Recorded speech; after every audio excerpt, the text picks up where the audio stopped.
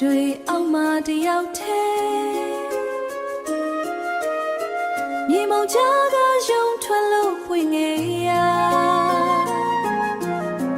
နေအောင်ကြီးကိုငက်မတဲ့ပန်းတပွင့်ခက်ခဲစွာနဲ့ဖူးငုံငယ်တပွင့်ခက်ခဲစွာနဲ့ပဲဖူးငုံငယ်ရတယ်အလားဆုံးပန်းတပွင့်ဖြစ်ဖို့ကိုယ်တိုင်ရုံးကန်ကြိုးစားပွင့်ငယ်တာလောကကြီးကအလားကိုပဲငေးမောချီနေခြင်းသူရဲ့နေကတန်ရာတွေကိုဘသူမြင်မှလဲအလားဆုံးချိန်မှပဲရှင်ကုန်မျိုးရတော့လေ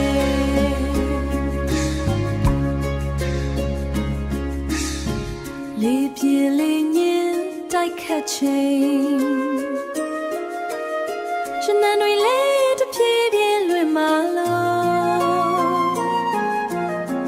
တောက်ပါခဲ့တဲ့အယောင်တွေမိန်ဖြော့သွားပွင့်ချက်ကလေးတွေမြေခဖို့ပြင်နေပြီရင်ခုန်တန်တွေလည်းအေးဆက်လို့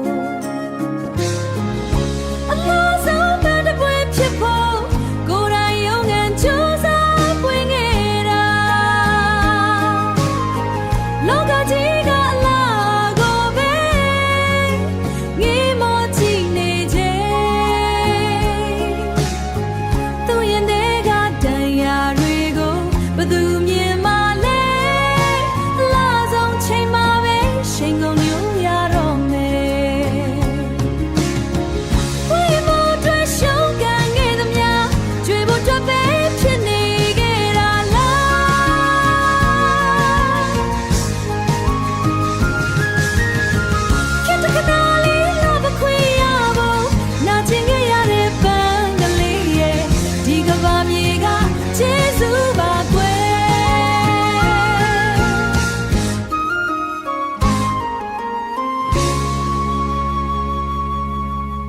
ညနေခင်းရဲ့အရိပ်တွေအောက်မှာ